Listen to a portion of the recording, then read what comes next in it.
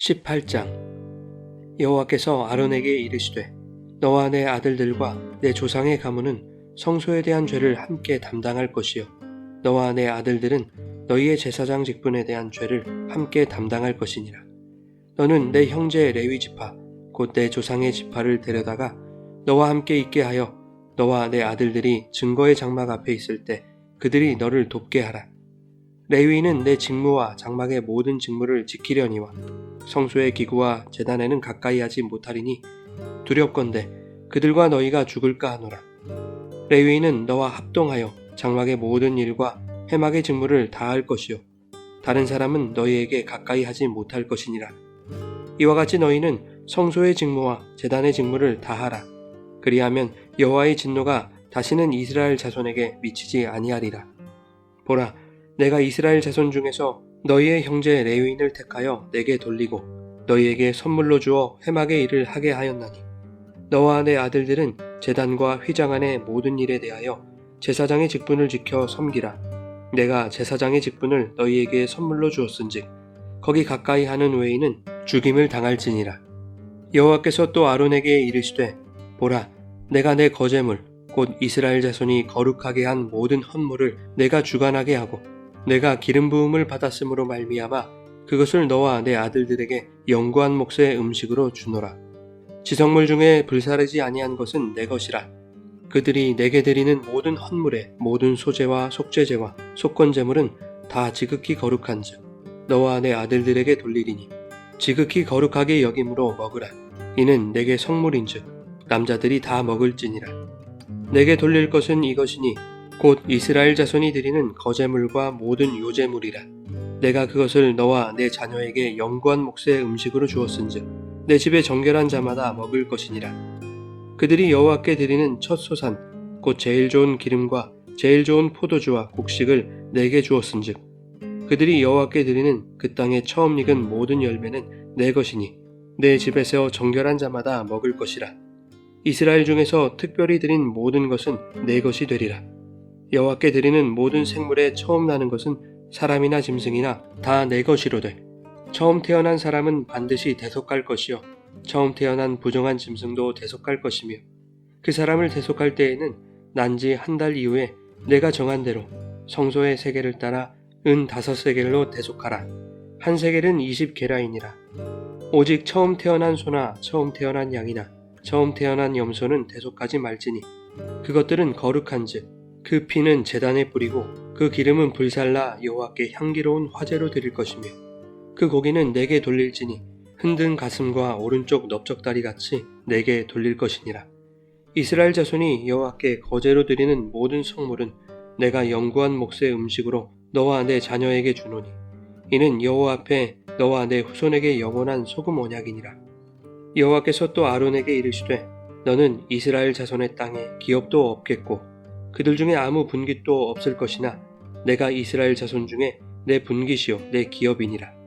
내가 이스라엘의 11조를 레위 자손에게 기업으로 다 주어서 그들이 하는 일 곧 회막에서 하는 일을 감나니 이후로는 이스라엘 자손이 회막에 가까이 하지 말 것이라. 죗값으로 죽을까 하노라. 그러나 레위인은 회막에서 봉사하며 자기들의 죄를 담당할 것이요 이스라엘 자손 중에는 기업이 없을 것이니 이는 너희 대대의 영원한 율례라. 이스라엘 자손이 여호와께 거제로 드리는 11조를 레위인에게 기업으로 주었으므로 내가 그들에 대하여 말하기를 이스라엘 자손 중에 기업이 없을 것이라 하였노라. 여호와께서 모세에게 말씀하여 이르시되 너는 레위인에게 말하여 그에게 이르라. 내가 이스라엘 자손에게 받아 너희에게 기업으로 준 11조를 너희가 그들에게서 받을 때에 그 11조의 11조를 거제로 여호와께 드릴 것이라.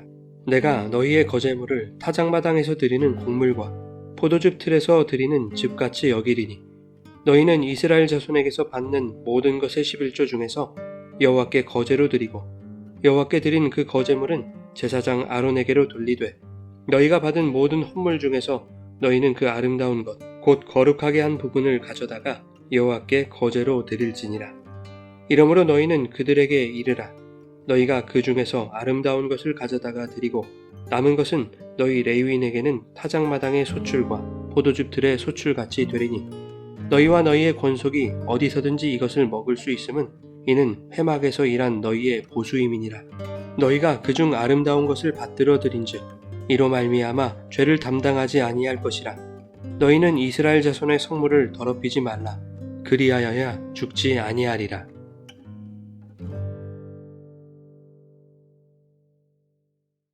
여러분 좋은 아침입니다. 오늘도 말씀의 은혜가 여러분의 삶에 풍성히 임하기를 소망합니다.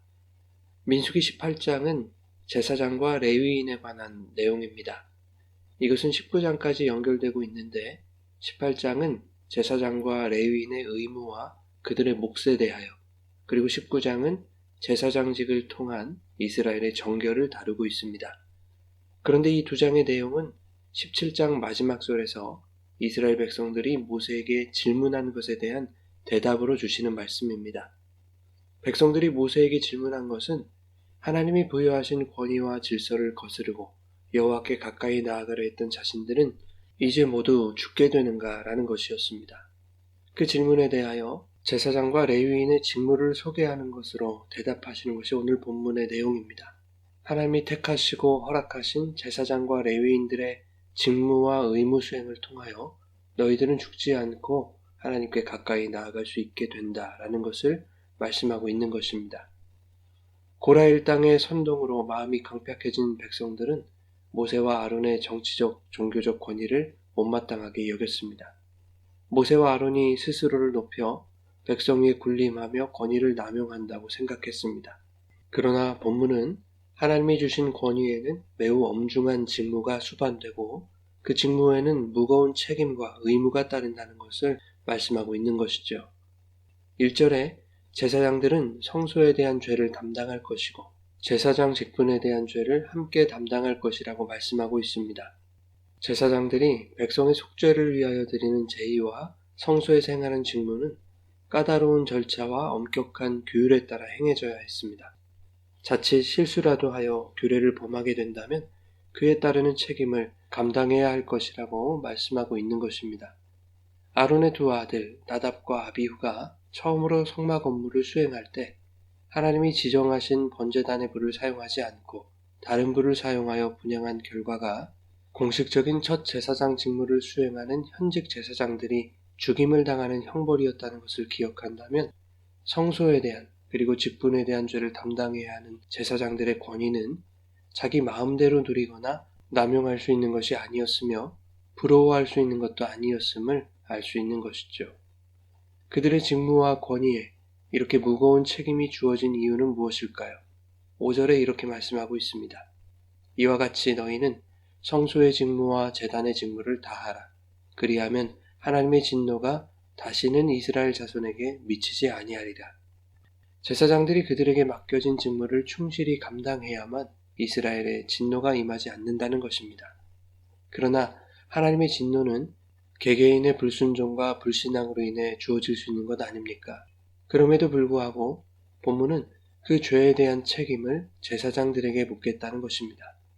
제사장들이 그들의 직무에 충실하지 못했을 때, 다시 말해서 정확한 신앙교육과 백성을 위한 속죄의 직무를 소홀히 했을 때 그것이 이스라엘 공동체와 백성 개개인의 불신앙으로 나타날 수 있음을 경고하고 있는 것이죠. 이것은 오늘날 목회자들에게 깊이 새겨져야 할 말씀입니다.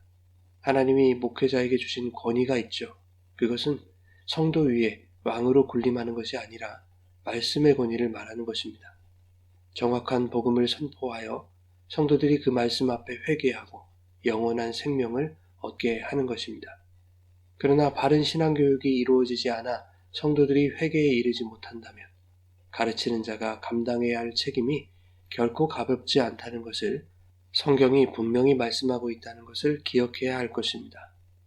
3절과 4절은 레위인들이 제사장들과 합력하여 성막의 업무를 거들도록 하고 있습니다. 그러나 한편으로는 레위인들과 제사장들을 엄격하게 구분하고 있죠. 레위인들이 성소나 제단의 기구들에 가까이 가서는 안 되었으며 만약 이를 어길 시에는 죽음을 면치 못할 것이라고 말씀합니다. 그러나 이것은 제사장과 레위인의 지위 고하를 구분하는 것이 아니라 각각 하나님이 맡기신 직분에 충실할 때에야 합력하여 선을 이루는 아름다운 관계가 된다는 것을 말하고 있는 것입니다. 이러한 맥락에서 6절은 레위인의 직분을 하나님이 제사장들에게 선물로 주신 것이라고 말씀합니다. 또한 7절에서는 제사장 직분도 너희에게 주신 선물이라고 말씀하고 있죠. 이렇듯 하나님이 부여하신 모든 직분은 높고 낮음이 없이 공동체와 교회 그리고 서로에게 주신 선물이라는 것을 깨닫게 되는 것입니다. 8절부터 마지막까지는 제사장과 레위인이 받아야 할 몫에 대해서 말씀하고 있습니다. 20절에 하나님은 아론에게 제사장 가문은 가나안에서의 땅의 기업과 분깃이 없을 것이나 하나님 자신이 그들의 분깃과 기업이 될 것이라고 말씀하셨습니다.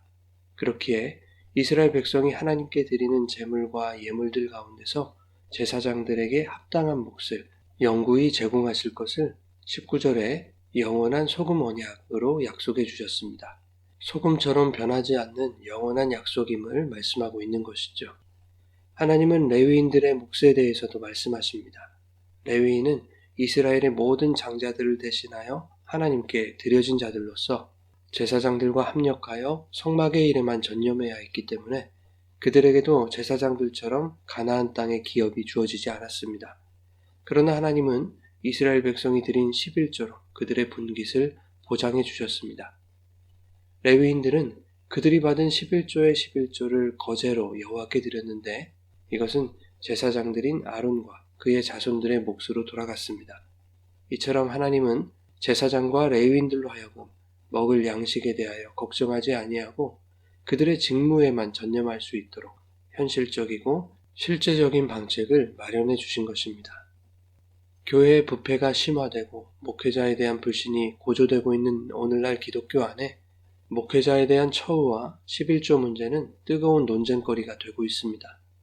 목회자가 그들에게 주어진 권위를 오남용하지 않고 하나님이 주신 무거운 직무를 책임감 있게 충실히 감당했다면 성경이 정당하게 보장하고 있는 그들의 분깃에 대하여 성도들이 그리고 세상이 문제 삼을 일은 없었을 것입니다. 그러나 정확한 말씀을 선포하여 바른 신앙을 교육하고 성도들의 영혼을 천국으로 인도하기 위해 거룩한 부담감으로 무거운 직무를 성실히 감당하는 목회자들에게 세상의 양식을 염려하지 않고 자신의 직무에 더욱 전념할 수 있도록 교회가 합당한 몫을 나누는 것은 정당한 일인 것입니다. 마태복음 10장 10절에 예수님도 일꾼이 자기의 먹을 것을 받는 것이 마땅하다고 말씀하셨고 바울도 디모데전서 5장에서 일꾼이 그 삭슬 받는 것이 마땅하다고 말하고 있습니다. 또한 고린도전서 9장에서도 성전의 일을 하는 이들이 성전에서 나는 것을 먹고 제단에서 섬기는 이들이 제단과 함께 나누는 것이 마땅하다고 그 당위성을 말하고 있습니다. 이것은 비단 목회자들의 정당한 대우를 보장하라는 것을 넘어서 성도들의 삶 속에 이러한 정신이 살아있어야 함을 애둘러서 말씀하고 있는 것이죠. 성경이 탈곡하는 소에게 망을 씌워 이삭을 주워 먹지 못하게 하는 것을 금하는 것으로 일꾼이 삭슬 받는 것의 정당성을 설명하는 것처럼 우리는 교회 아니든 교회 밖이든 목회자이든 그렇지 않든 어떠한 경우에도 일꾼의 입에 망을 씌우는 일을 해서는 안 될 것입니다.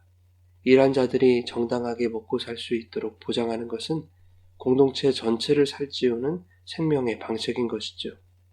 그런가 하면 11조를 내야 하나 말아야 하나 이 논쟁이 끊이지 않습니다. 심지어 11조를 내면 지옥에 간다. 11조를 내지 않으면 지옥에 간다. 이렇게 양극단의 자극적인 내용들도 심심치 않게 접할 수 있습니다. 그러나 11조를 내고 말고가 중요한 것이 아니죠. 11조의 정신이 여전히 성경의 중요한 가르침으로 존재한다는 것입니다. 그것이 중요한 것이죠.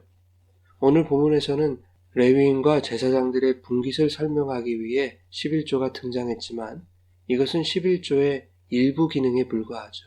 공동체를 복되게 하고 어려운 이웃과 나누는 이 11조의 기능을 수행하기 위해서라도 11조의 정신을 잃어서는 안 되는 것입니다. 무엇보다 우리 대신 예수 그리스도께서 온전한 예물로서 하나님께 바쳐지신 것이 11조의 진정한 의미임을 깨닫게 된다면 우리가 받은 모든 것이 주님의 은혜에서 온 것임을 고백하지 않을 수 없는 것이죠. 그렇게 고백하는 성도들이 나에게 주신 일부를 나누는 것에 결코 인색할 수 없는 것입니다. 또한 나누지 못하는 형편을 부끄러워하거나 죄스럽게 생각할 필요도 없는 것이죠. 17장 마지막 절에 이스라엘 백성이 우리는 모두 죽게 되는가? 라고 말한 질문은 모든 죄인들의 공통된 질문입니다. 본문은 이 질문에 대하여 모든 죄인들을 위한 속죄를 감당하신 영원한 대제사장 예수 그리스도의 거룩한 직분이 우리를 살렸고 모든 죄인들의 속전으로 바쳐지신 온전한 예물 그리스도로 말미암아 생명과 자유가 주어졌음을 말씀해주고 있는 것입니다. 오늘도 죽을 수밖에 없었던 우리를 살리신 주님의 거룩한 직분과 무거운 십자가의 무게를 감당해 주신 그분의 은혜에 감사하며 왕같은 제사장으로 부르신 거룩한 직분에 합당한 무거운 책임감을 망각하지 아니하고 주님의 생명과 자유를 선포하는 삶이 되시기를 예수님의 이름으로 축원합니다.